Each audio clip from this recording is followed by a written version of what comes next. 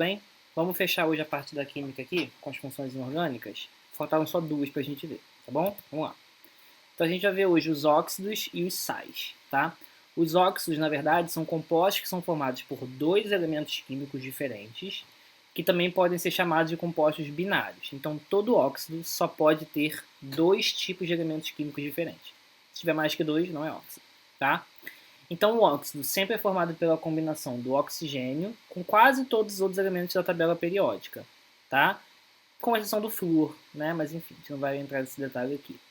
Então o que vai acontecer? Para ser óxido tem que ter um oxigênio e um outro elemento. Qualquer outro, qualquer um. Por isso que o nome é óxido, tem oxigênio, tá certo? Não pode esquecer. Olha aí alguns exemplos, ó. Eu tenho óxidos básicos, que são aqueles que reagem com água para formar base, né? Ou reagem com ácido, formando sal e água. A gente já viu, né, o que é básico e o que é ácido. Então repara aqui, ó, eu tenho o óxido de sódio, Na2O, né, que quando ele reage com água, forma uma base, tá ok?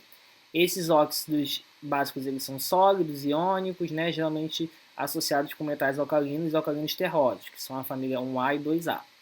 Também tem os óxidos ácidos, que são aqueles que reagem com água para formar um ácido, como por exemplo o trióxido de enxofre, SO3, que formou um ácido aqui, né, que é o ácido sulfúrico, H2SO4, tá certo? Agora, pensa comigo, olha só, é um óxido porque eu tenho dois elementos, sendo que um deles é o oxigênio, o outro é o sódio.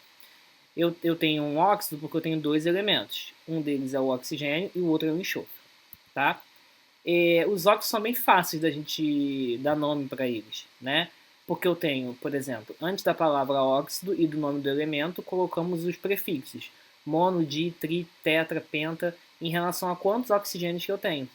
Então, se estou falando do CO2, que é o gás carbônico, né, que a gente está acostumado a ver, que é um óxido, o nome dele na química seria dióxido de carbono. Bem fácil, bem simples, né?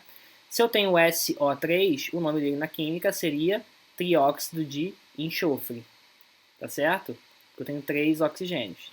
Agora, outros tipos de óxido são ainda mais fáceis, né? Porque, por exemplo, escrevemos a palavra óxido seguida da preposição e do nome do elemento associado ao oxigênio, como, por exemplo, o óxido de cálcio, CaO. Ou, caso o elemento forme metal com dois cátions diferentes, a distinção é da mesma forma que foi feito para a base e para sais, né? Então a gente não chegou a ver isso, enfim, mas é pelo número do NOx que a gente chama, tá? Mas como a gente não viu isso, eu não vou cobrar dessa maneira não. Mas repara que é bem fácil de chamar, né? Óxido de ferro, óxido de cálcio, óxido de dióxido de carbono, né? Não é tão difícil assim, tá bom? Aí eu trouxe aqui algumas funções, né, dos óxidos, alguns famosos, né? Então eu tenho o SO2, que é o dióxido de enxofre, que a gente usa para obter o ácido sulfúrico e no branqueamento de óleos alimentícios. Eu tenho o CO, que é o monóxido de carbono, né, que também é liberado na fumaça e tal, é um problema de saúde também. Eu tenho a água, que se encaixa também como óxido, né?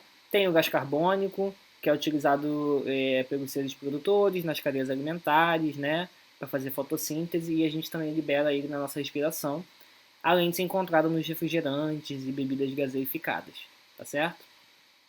E a última função são os sais. E aí eu costumo dizer o seguinte, ó, você olhou para o elemento químico, né?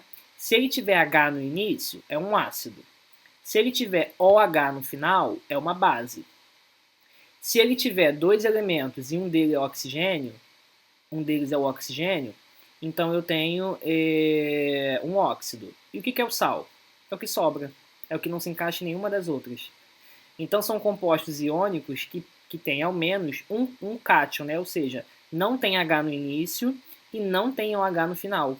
Não tem nem H no início e não tem OH no final. Tá certo?